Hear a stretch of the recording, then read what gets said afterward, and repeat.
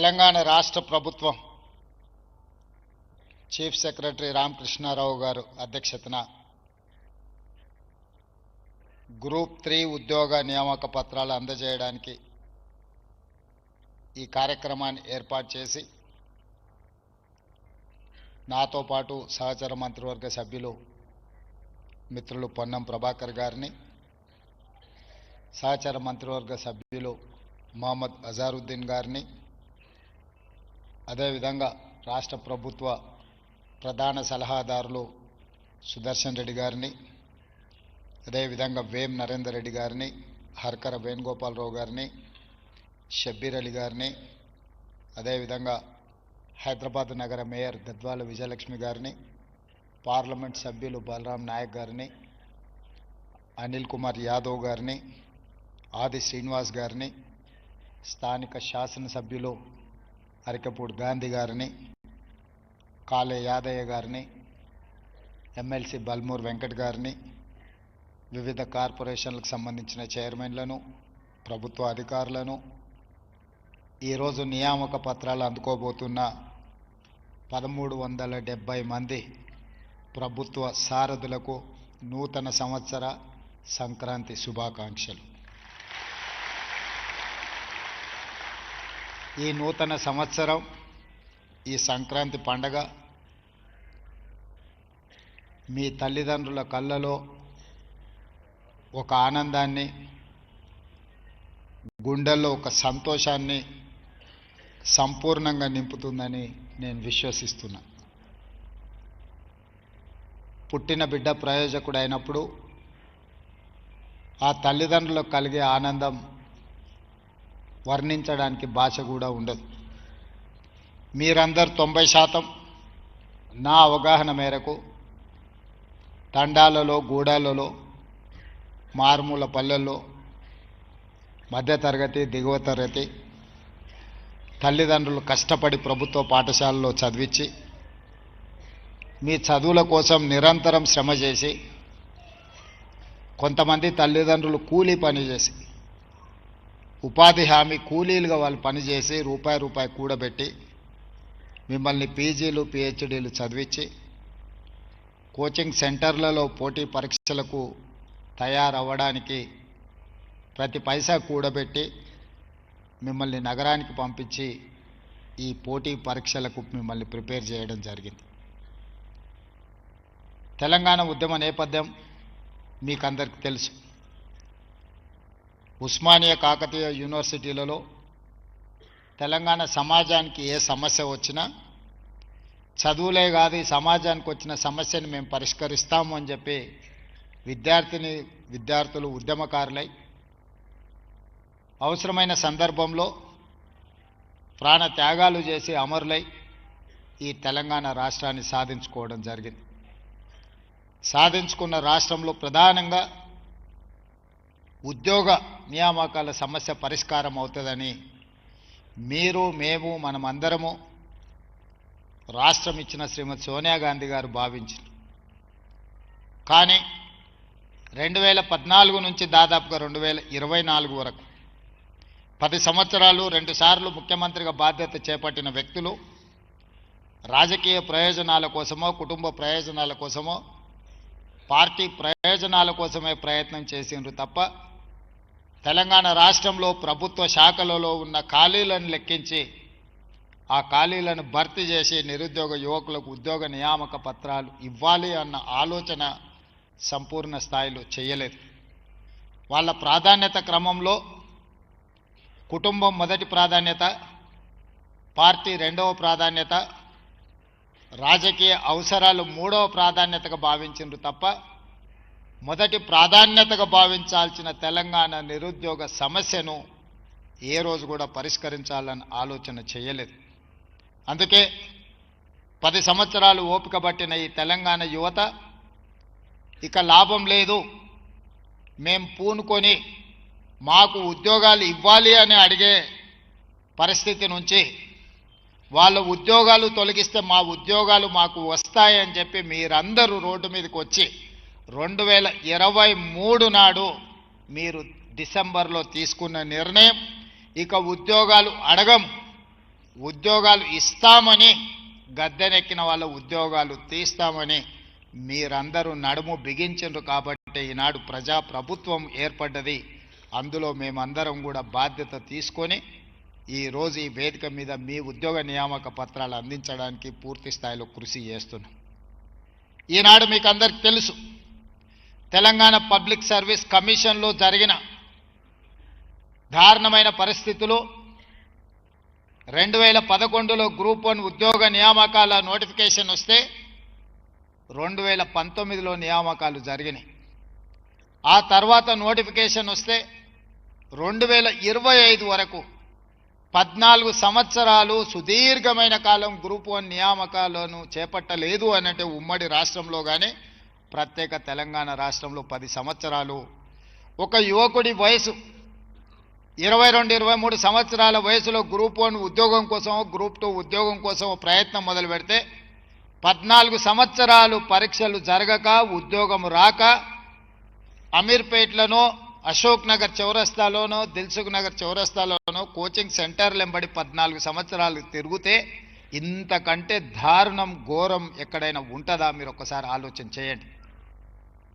ఈనాడు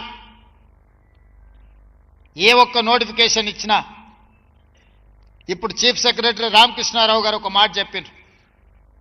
group 3 notification ఇస్తే 5 లక్షల applications వచ్చినాయి, 2.5 లక్షల మంది విద్యార్థులు పరీక్షలు రాసిండ్రు, అందులో 1370 మంది ఎంపిక కాబడ్డారు అని. గ్రూప్ 1లో 563 ఉద్యోగాల కోసం దాదాపుగా 5 లక్షల మంది అప్లికేషన్ పెట్టుకున్నారు. గ్రూప్ 2 731 ఉద్యోగాలకు దాదాపుగా అంతే శాతం పోటీ పరీక్షలకు ప్రిపేర్ అయ్యారు. 5-10 సంవత్సరాలు 10 నుంచి 15 లక్షల మంది నిరుద్యోగ యువకులు హైదరాబాద్ నగరంలో ఉద్యోగ ఉపాధి అవకాశాలు లేక ఇతర ఉద్యోగాల కోసము, ఇతర ఉపాధి ప్రయత్నాలు చేయకుండా ఈ ప్రభుత్వ నియామకాలలో మాకు అవకాశం వస్తుంది, అధికారులం కావాలి, తెలంగాణ రాష్ట్ర అభివృద్ధిలో భాగస్వాములై ఈ తెలంగాణను అభివృద్ధి చేయాలి అని గ్రామాల నుంచి బయలుదేరి నగరానికి వస్తే ప్రభుత్వం పోటీ పరీక్షలను నిర్వహించకపోవడం ఒక బాధ్యతారాహిత్యమైతే, నిర్వహించిన పరీక్షలు సక్రమంగా నిర్వహించకపోవడం రెండవ బాధ్యతారాహిత్యమైతే, నిర్వహించిన పరీక్ష ప్రశ్న పత్రాలు జిరాక్స్ సెంటర్లలో ఈరోజు పల్లి బఠానీలలాగా అమ్మే పరిస్థితి వచ్చి పబ్లిక్ సర్వీస్ కమిషన్కు ఉన్న గౌరవం, మర్యాద మంటగలిస్తే ప్రభుత్వంలో ఉన్న వాళ్లకు చీమ కుట్టినట్టయినా బాధ లేదు.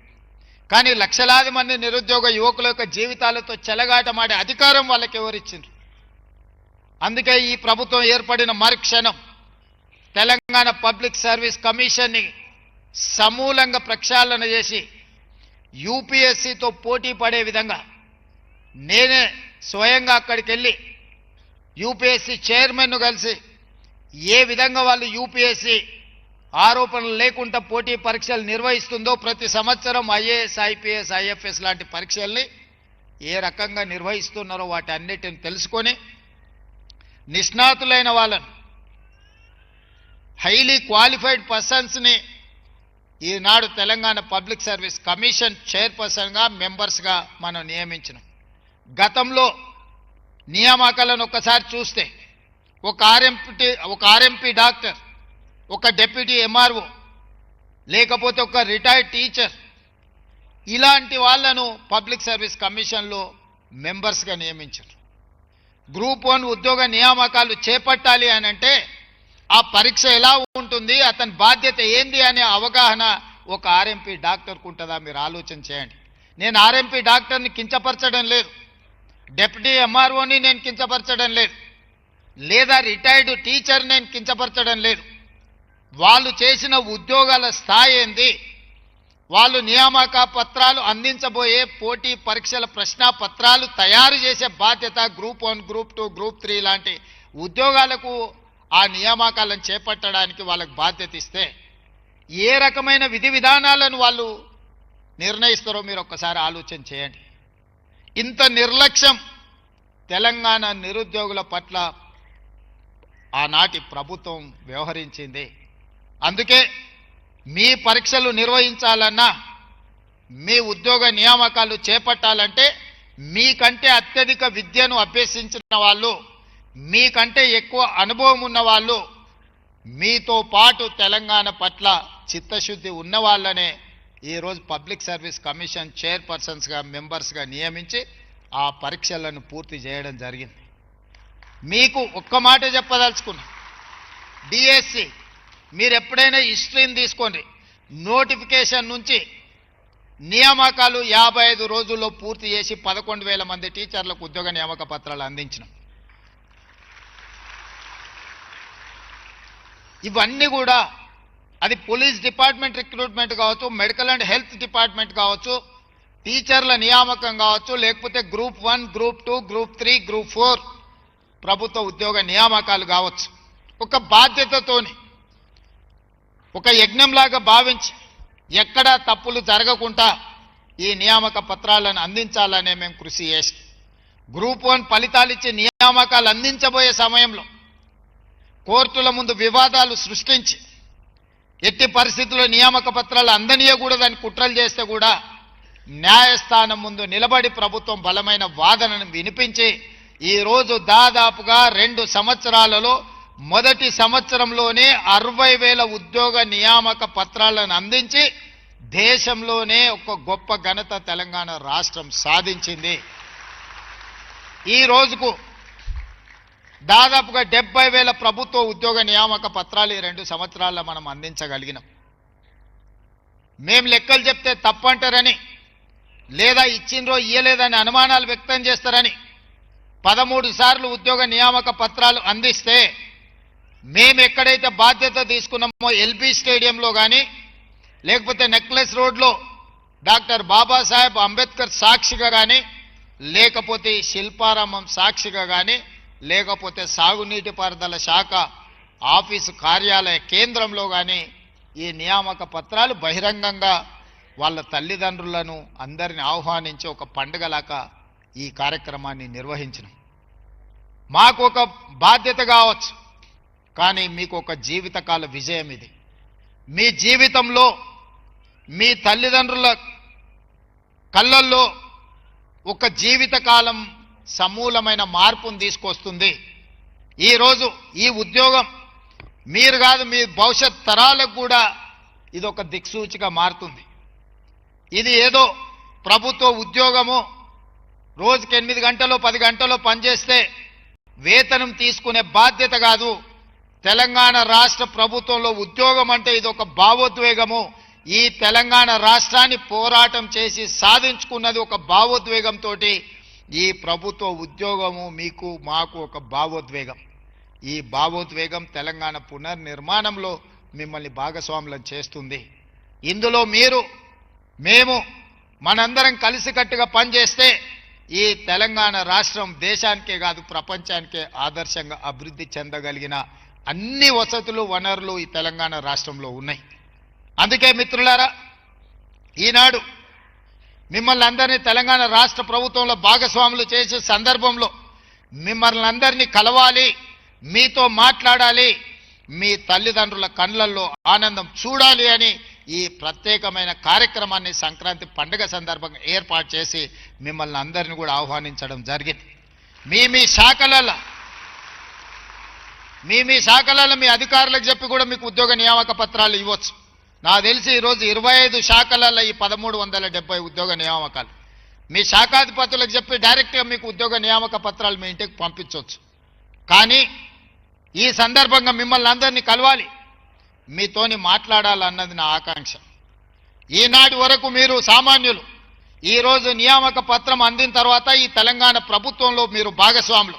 దాదాపుగా 10.5 లక్షల మంది ఈ ప్రభుత్వంలో ప్రభుత్వ ఉద్యోగులుగా, అవుట్సోర్సింగ్ ఉద్యోగులుగా, కాంట్రాక్ట్ ఉద్యోగులుగా, ఎన్ఎంఆర్ సిస్టంలో పనిచేసే వాళ్ళు 4 కోట్ల తెలంగాణ ప్రజల యొక్క సంక్షేమము అభివృద్ధి కార్యక్రమాలను ఈరోజు మీరు అమలు చేయబోతున్నారు. మొట్టమొదటి ప్రధానమంత్రి దేశానికి బాధ్యత తీసుకున్నప్పుడు పండిట్ జవహర్లాల్ నెహ్రూ గారు ఆ రోజు కరువు విలయ తాండవం చేస్తున్నది దేశంలో. నిరక్షరాస్యత, చదువులేనితనం ఈ దేశాన్ని ఏ దిశగా నడిపిస్తుందో ఎవరికి తెలియని పరిస్థితి. అందుకే మొట్టమొదటి ప్రధానమంత్రి ఒక నిర్ణయం తీసుకున్నాడు. My top priority is education and irrigation. అంటే విద్య, వ్యవసాయము మొట్టమొదటి ప్రాధాన్యత కింద తీసుకుంటున్నాను. ఈ దేశంలో ఉన్న యూనివర్సిటీలను అన్నిటిని కూడా పండిత్ జవహర్లాల్ నెహ్రూ గారు ప్రారంభించడం జరిగింది. ప్రధానమైన విశ్వవిద్యాలయాలన్నీ కూడా పండిత్ జవహర్లాల్ నెహ్రూ గారి హయాంలో మొదలుపెట్టిందే. ఆ తర్వాత సాగునీటి ప్రాజెక్టులు శ్రీశైలం కావచ్చు, నాగార్జున సాగర్ కావచ్చు, బాక్రానంగల్ డ్యామ్ కావచ్చు, ఎస్ఆర్ఎస్పి కావచ్చు. తెలంగాణ ప్రాంతంలోనే ఆనాటి ప్రధానమంత్రి 3 ప్రధానమైన సాగునీటి ప్రాజెక్టులు శ్రీశైలం, నాగార్జున సాగర్, ఎస్ఆర్ఎస్పి లాంటి ప్రాజెక్టులను ప్రారంభించడం ద్వారా ఈ ప్రజలు కరువు కాటకాలలో ఆనాటి పరిస్థితులు మీ ముత్తాతలు ఎవరైనా ఉంటే, మీ తాతలు ఎవరైనా ఉంటే కనుక్కోండి, మట్టి తిని బతికే పరిస్థితులు ఆనాడు ఉన్నాయి. ఆకలితో అలమటించి తినడానికి ఆకులు అలములు కూడా దొరకక బురద మట్టి కూడా తిని బతికిన రోజులు ఈ దేశంలో దేశ స్వతంత్రం వచ్చిన మొదటి నాళ్లలో ఉండే. అక్కడి నుంచి ఈ దేశాన్ని ఒక్కొక్క మెట్టుగా పంచవర్ష ప్రణాళికలు తీసుకొచ్చి, హరిత విప్లవం తీసుకొచ్చి ఈ దేశంలో ఆకలి తీర్చడమే కాకుండా ఫుడ్ సెక్యూరిటీ చట్టాన్ని తీసుకొచ్చి ఈ దేశంలో పుట్టిన ప్రతి పౌరుడికి ఆహార భద్రతను కల్పించిన పార్టీ, ప్రభుత్వం పండిత్ జవహర్లాల్ నెహ్రూ గారి నాయకత్వంలో ఏర్పడ్డ ఈ దేశ స్వతంత్రం, ఈ దేశం. ఎడ్యుకేషన్ ఈరోజు దేశంలో తండాలలో, గూడాలలో, మారుమూల పల్లెలకు కూడా విద్య వ్యాపించింది. కానీ ఈనాడు పునః సమీక్షించుకొని మళ్ళీ నూతన టార్గెట్స్ మనం నిర్ణయించుకోవాల్సిన సందర్భం వచ్చింది. ఈరోజు విద్యకు సమస్య లేదు, విద్య అన్ని ప్రాంతాలకు వ్యాపించింది. కానీ నాణ్యమైన విద్య పేదలకు అందడం లేదు. విద్య ఒకనాడు లేదు, విద్య అందడమే గొప్ప విషయంగా ఆనాడు చర్చించుకున్నాం. ఈనాడు ప్రతి ప్రాంతానికి విద్య వచ్చింది, కానీ నాణ్యమైన విద్యను మనం అందించలేకపోతున్నాం. 26,000 ప్రభుత్వ పాఠశాలలు ఉంటే 16.5 లక్షల మంది విద్యార్థులు ప్రభుత్వ పాఠశాలల్లో చదువుకుంటున్నారు. మళ్ళీ హైలీ క్వాలిఫైడ్ టీచర్స్ ఉన్నారు ప్రభుత్వ పాఠశాలల్లో, దాదాపుగా 1,20,000 మంది టీచర్స్ ఉన్నారు.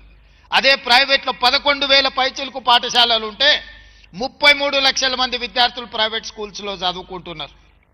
నేను మిమ్మల్ని అడగదలుచుకున్న, ప్రభుత్వ శాఖలో ఈరోజు చేరబోతున్న మిమ్మల్ని, మన మీద ఉన్న విశ్వాసం నమ్మకానికంటే ప్రైవేటు పాఠశాలల మీద ఎందుకు ప్రజలకు విశ్వాసం పెరిగింది ఒక్కసారి ఆలోచన చేయండి. ఇవాళ తల్లిదండ్రులు రూపాయి కూడబెట్టి ప్రైవేట్ స్కూల్కి పంపించి ఫీజులు కడుతున్నారు. ప్రభుత్వంలో ఉచితంగా విద్యను అందిస్తామంటే కూడా ఇక్కడికి రావడం లేదు అని అంటే కారణం మనమే విశ్లేషించుకోవాలి. నాణ్యమైన విద్యను అందించాల్సిన బాధ్యత ఈ వేదిక మీద ఉన్న వాళ్లకు, ఈ హాల్లో ఉన్న ప్రతి ఒక్కరికి మన అందరి మీద ఉన్నది. నాణ్యమైన విద్య మనం అందించినప్పుడు పేదలు ప్రైవేట్ పాఠశాలలకు ఎందుకు వెళ్తారో ఒకసారి ఆలోచన చెయ్యండి. అందుకే ఈరోజు మన గురుతరమైన బాధ్యత పేదలకు నాణ్యమైన విద్యను అందిస్తే ప్రపంచంతోనే పోటీ పడగలము, రాకెట్ సైన్స్ను కూడా మనమే కనిపెట్టగలం ప్రభుత్వ పాఠశాలల్లో అనే విశ్వాసం నాకున్నది. ఫుడ్ సెక్యూరిటీ ఈరోజు భారతదేశము దేశానికి సరిపోయిన దానికంటే ఆహార ధాన్యాలు అత్యధికంగా ఉత్పత్తి చేస్తున్నాం. ఈరోజు వరి భారతదేశంలోనే తెలంగాణ రాష్ట్రం అత్యధికంగా పండిస్తుంది. ఈ 2 సంవత్సరాలు కంటిన్యూస్గా దేశంలోనే మొదటి స్థానం మన తెలంగాణ రాష్ట్రానికి వచ్చింది. 2,85,00,000 మెట్రిక్ టన్నుల ప్యాడీని ఉత్పత్తి చేసి దేశానికే మనం ఆదర్శంగా నిలబడ్డాం. ఈరోజు ఈ దేశంలో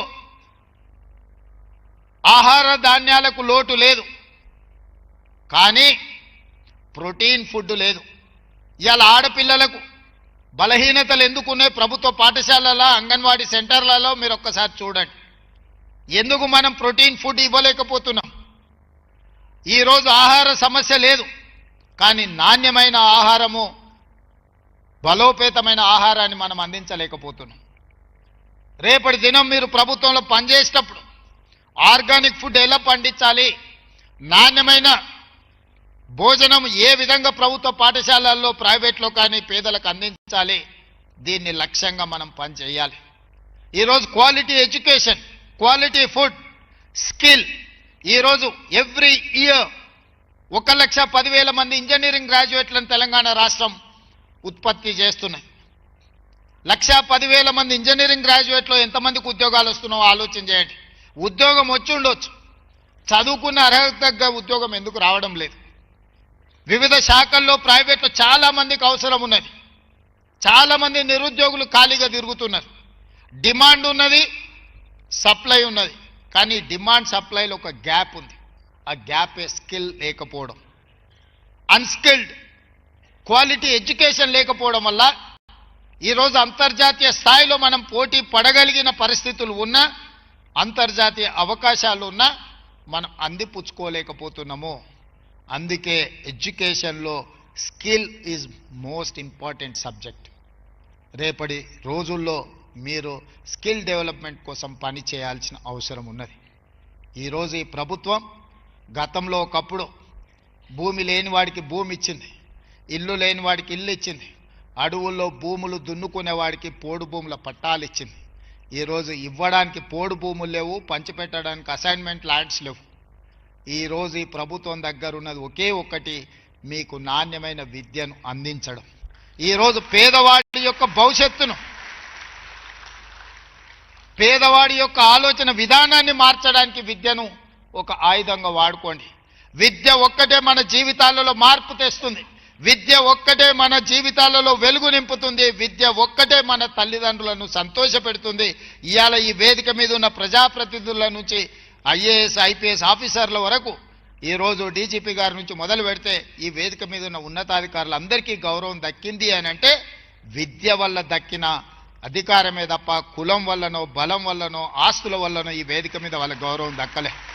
ఇవాళ 1370 మంది మీకు నియామక పత్రాలు వచ్చినాయంటే మీ చదువు గొప్పతనం వల్లనే మీకు ఉద్యోగం వచ్చింది తప్ప మీకు వేరే రకంగా ముఖ్యమంత్రి గారు తెలుసో లేకపోతే మంత్రి పొన్నం ప్రభాకర్ గారి బంధువు అనో మీకు ఇవాళ ఉద్యోగ పత్రాలు ఇవ్వడం లేదు. చదువు ఒక్కటే మన జీవితాలలో వెలుగు తీసుకొస్తుంది. ఆ చదువుకోవడానికి అవసరమైన ప్రణాళికలు సిద్ధం చేయాల్సింది మీరే. ఈ ప్రభుత్వానికి వారధులు సారథులు మీరే. మేము చేసే నిర్ణయాలు సక్రమంగా అమలు జరగాలంటే మీరు చిత్తశుద్ధితో పని చెయ్యాలి. ఈ 10.5 లక్షల మంది ఎవరూ మారలే. ఎవరైనా మారింది 2023 డిసెంబర్ 7 నాడంటే ఒక 15 మంది మంత్రులు మాత్రమే మేము మారినాం. మిగతా వ్యవస్థ అంతా సేమ్. మరి పరిపాలనలో మార్పులు రావాలి, పరిపాలనలో ప్రక్షాళన జరగాలి అంటే మీరు సంపూర్ణంగా సహకరించాలి. ఇంతకుముందు చీఫ్ సెక్రటరీ గారు చెప్పినట్టు మన ఎకానమీని భారతదేశం 2047కి స్వతంత్రం వచ్చి 100 సంవత్సరాలు పూర్తి చేసుకోబోతున్నాం. 100 సంవత్సరాలు స్వతంత్ర వేడుకలను చేసుకునే సందర్భంగా ఒక లక్ష్యాన్ని పెట్టుకొని ఈరోజు కేంద్ర ప్రభుత్వం ఒక ప్రయత్నం చేస్తుంది.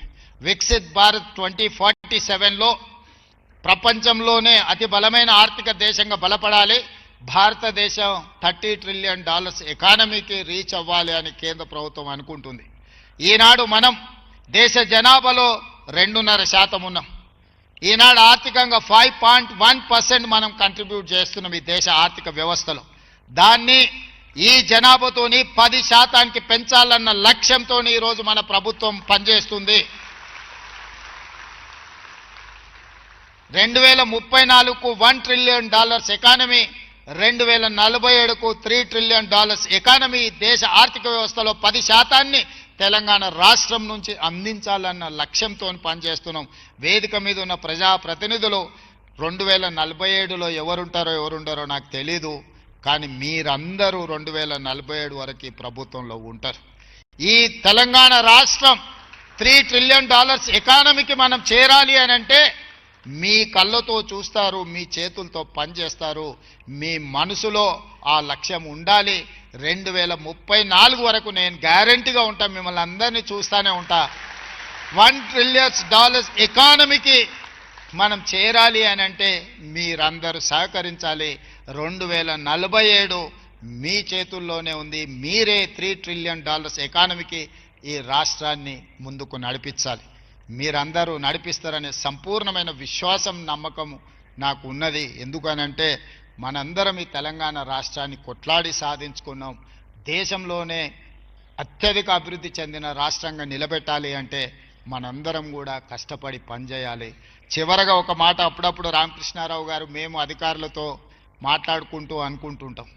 రాజకీయాలలో కానీ ప్రభుత్వ ఉద్యోగంలో చేరేటప్పుడు 3 రకాల దశలు ఉంటాయని పరిణామ క్రమం. చేరంగానే గరంగా ఉంటామంట, కొంతకాలం అయిన తర్వాత నరం, ఆ తర్వాత బేషరం.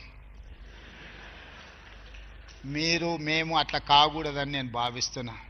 గరం, నరం, బేషరం 3 దశలు రాజకీయాలలో కానీ ప్రభుత్వ ఉద్యోగాలలో ఉంటుందని ఒక నానుడు ఉంది. ఆ నానుడి తప్పు అని మనం నిరూపించాలి. చేరుని రోజు ఏ ఘరం అయితే ఉందో రిటైర్మెంట్ రోజు కూడా అదే ఘరంతో అదే తల వంచకుండా తల నిలబెట్టి 30-35 సంవత్సరాలు ఈ రాష్ట్రం కోసం, ఈ తెలంగాణ ప్రజల కోసం నిక్కచ్చిగా నేను పనిచేసిన. నా దగ్గరకు వచ్చే పేదవాడు ఏదైనా సాయం అడిగి చేయి చేస్తే ఆ పేదవాడి మొహంలో నా తల్లో నా తండ్రో కనిపిస్తుంది. నా తల్లిదండ్రులు నా ఎదురుగా నిలబడి నన్ను సహాయం అడిగితే ఏ మనసుతో నేను పని చేస్తానో అదే మనసుతో పేదవాడికి నేను సేవ అందిస్తా అని ఒక లక్ష్యాన్ని మీరు పెట్టుకోవాలి. చివరగా ఉద్యోగం వచ్చింది. చాలామంది పెళ్లిగాని యువకులు ఉన్నట్టున్నారు చూస్తుంటే. ఇప్పుడు ధర బలుకుతుంది బాగానే. అత్తగారు వస్తారు, రాగానే నిన్నటి వరకు ఉన్న తల్లిదండ్రులు మనకు దూరం అవుతారు, అత్తగారు వాళ్ళు అల్లం బెల్లం అవుతారని అంటుంటారు. నాకైతే తెలియదు, కానీ నేనైతే ఒక్క మాట చెప్పదలుచుకున్నా. తల్లిదండ్రులను గౌరవంగా, తల్లిదండ్రులను మంచిగా చూసుకోని వాళ్ళు ఎవరన్నా ఉంటే ఖచ్చితంగా వాళ్ళ జీతం 15% కోత విధించి మీ తల్లిదండ్రుల ఖాతాలలో వేస్తారు. రెండవది, గతంలో 4-5 ఉండేది పిల్లలు. ఒకడు మంచోడున్నా ఒకటి చెడ్డోడున్నా ఎవరో ఒకరు చూసుకునేది. మేమైతే 7 మంది అన్నదమ్ములు. మేము 7 మంది అన్నదమ్ములలో 3 సరిగ్గా మా తల్లిదండ్రులు చూసుకోకపోయినా 4 చూసుకునే అవకాశం ఉంది. కానీ ఈ కాలంలో ఒకే ఒక సంతానం ఉంటున్నది, కొడుకైనా బిడ్డ అయినా. మరి బిడ్డ పెళ్ళై అత్తగారింటికి వెళ్తే అత్తగారు వాళ్ళు ఆ బిడ్డను అమ్మా నాయనను చూసుకోవద్దు, ఆర్థిక సహాయం అందించొద్దు అని నిబంధన పెట్టడం మంచిది కాదు. ఈడున్న ఆడపడుచులందరికీ నా సూచన, మీరు అత్తగారింటికి పోయినా మీ తల్లిదండ్రుల బాధ్యత మీదే. మీరే ఏకైక సంతానంగా చాలామంది ఉన్నారు. 1-2 కంటే అసలు అంతకు మించిన సంతానం ఈ కాలంలో లేనే లేరు. మరి మిమ్మల్ని చదివించి పెంచి పెద్ద చేసి మిమ్మల్ని పెళ్ళిళ్ళు చేసి అత్తగారింటికి పంపిస్తే మీరు వెళ్ళిపోయిన తర్వాత మీ తల్లిదండ్రులను మీరు పట్టించుకోకపోతే, ఒకవేళ అత్తగారి ఒత్తిడి ఉన్నా ఏదైనా ఉంటే నాకు చెప్పండి. అట్లాంటిది ఏదైనా ఉంటే, అత్తగారి వైపు నుంచి ఒత్తిడి ఏదైనా ఉంటే నాకు చెప్పండి. ఆటోమేటిక్గా మీ జీతంలో నుంచి కొంత భాగం 10-15% మీ తల్లిదండ్రులకు చేరే విధంగా. ఏ ఆడబిడ్డకు కూడా తమ తల్లిదండ్రులకు ఏమైనా చేయాలని కోరుకుంటుంది, కానీ అత్తవారి వైపు నుంచి ఉండే ఒత్తిడితోని ఎక్కడైనా వాళ్ళు ఇబ్బంది పడుతుండొచ్చు. అట్లాంటిది ఏదైనా ఉంటే మీ అన్న రేవంత్ రెడ్డి ఇక్కడ ఉన్నాడు, నాకు చెప్పండి. తల్లిదండ్రులను బాగా చూసుకోండి. తల్లిదండ్రులను బాగా చూసుకోనోడు నా దృష్టిలో, సమాజం దృష్టిలో మానవ జన్మ ఎత్తడానికి అర్హత లేదు అని నేను భావిస్తున్నా. దయచేసి ఈ రోజు నుంచి ఈ ప్రభుత్వంలో మీరు భాగస్వాములు. మీ అందరి నుంచి నేను ఆశిస్తున్నది ఒకే ఒకటి, మీ తల్లిదండ్రులను బాగా చూసుకోండి. కన్న తల్లిదండ్రులను, పుట్టిన ఊరును బాగా చూసుకునేవాడు ఈ తెలంగాణ రాష్ట్రాన్ని బ్రహ్మాండంగా అభివృద్ధి చేస్తాడని నేను నమ్ముతున్నా. మీ అందరి పట్ల నాకు సంపూర్ణమైన విశ్వాసం ఉంది. రాబోయే రోజుల్లో కూడా ప్రభుత్వ ఖాళీలు అన్నిటిని భర్తీ చేస్తాము. ఎవరు ఏ రాజకీయ పార్టీల చేతుల్లో ఆయుధాలుగా మారకండి. ఎవరు మనకు చెప్పాల్సిన పని లేదు. నాకు సంపూర్ణమైన అవగాహన ఉంది. అశోక్ నగర్ చౌరస్తాలో కూర్చుంటే ఏం మాట్లాడతాం, ఉస్మానియా యూనివర్సిటీ క్యాంటీన్లో కూర్చుంటే ఏం మాట్లాడుకుంటాం, ఏం ఆశిస్తామో సంపూర్ణమైన నాకు అవగాహన ఉంది. అన్ని ఖాళీల భర్తీ చేస్తా. ప్రభుత్వంలోనే కాదు, ప్రైవేట్లో కూడా లక్షలాది కోట్ల రూపాయల పెట్టుబడులు తీసుకొచ్చి ప్రపంచంతోనే పోటీ పడే విధంగా మా యువకులను తీర్చిదిద్దే బాధ్యత నాకున్నది. చిన్న వయసులో నాకు మంచి అవకాశం వచ్చింది. చాలా సంవత్సరాలు ఇట్లాగే మీతోనే ఉంటాను, కావలసిన పనులు చేస్తాను.